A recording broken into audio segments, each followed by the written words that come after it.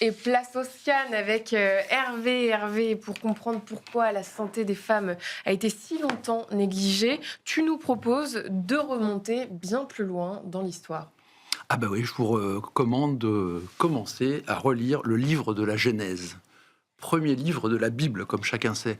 Et il y a plein de trucs intéressants, mais une phrase, Ève a été créée à partir d'une côte d'Adam. Et il y a plein de théologiens modernes qui disent à partir d'une côte ou à côté de l'homme. Je ne sais pas si vous voyez la petite nuance, un accent qui change la position de la femme complètement dans la société pendant des siècles. Et c'est d'ailleurs peut-être même pas un hasard. Il y a un théologien à la Sorbonne qui a écrit ça. Peut-être que ça a arrangé les moines copistes du IVe siècle qui traduisaient de l'araméen ancien vers le latin, de dire que finalement les femmes, c'était des citoyens de deuxième zone. Mm. À côté d'eux, à partir d'un os inutile. Donc c'était assez intéressant. Et toujours dans le livre de la Genèse, je ne peux pas remonter avant, il n'y a pas de livre avant, il est écrit « Je multiplierai la peine de tes grossesses, tu enfanteras dans la douleur ». Et pourquoi ? Parce que c'est une punition divine, donc méritée. Elle a fauté au Jardin d'Éden, c'est elle qui a donné la pomme à manger à Adam. Et si, collectivement, on se dit que c'est une punition divine méritée, pourquoi est-ce qu'on se préoccupait de la souffrance ? Et la souffrance est généralement le premier symptôme d'une maladie. Peut-être même que les femmes en sont inconsciemment, collectivement persuadées. Donc si on dit que le poids des religions monothéistes existe en France et ailleurs, eh ben, il est aussi dans la médecine. Et voilà. Donc ça, c'était un petit rappel historique. Je pourrais tenir 2 heures sur des sujets comme ça. J'adore.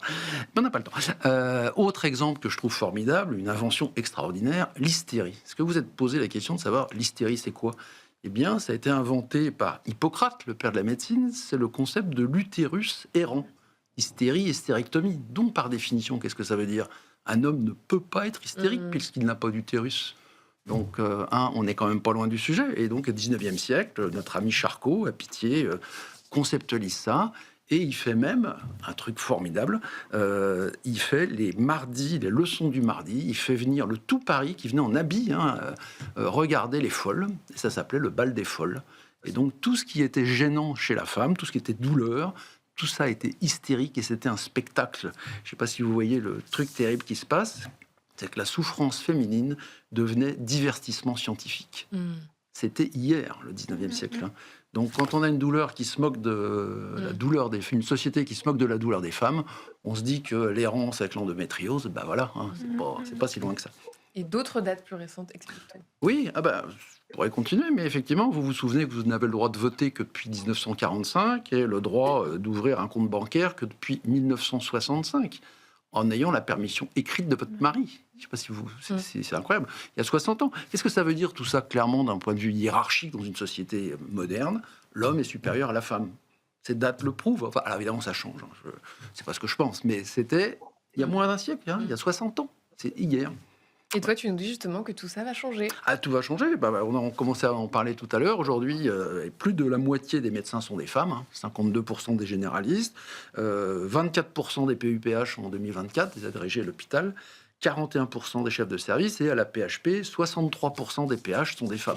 Donc, bonne nouvelle, avec 64% des étudiantes en première année. On se dit que la médecine se féminise et c'est le girl power qui arrive.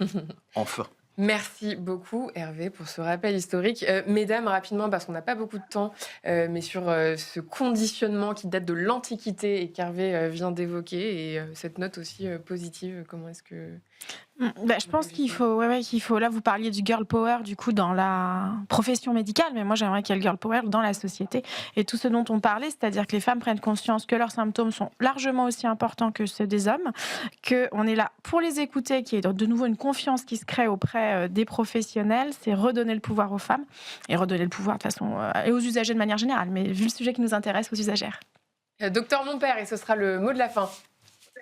Oui, effectivement, je confirme effectivement que cette prise en compte des femmes dans mon domaine de pathologie cardiovasculaire, est en nette progression, que ce soit au niveau des études qui sortent actuellement ou régulièrement il y a des études de genre qui sont mises en place.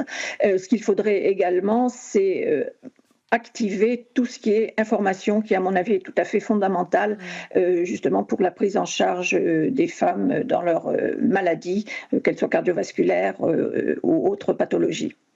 Merci beaucoup. Merci, docteur Catherine Monpère, cardiologue. Et merci à vous, Sarah Benjilani, secrétaire générale du Collège national des sages-femmes.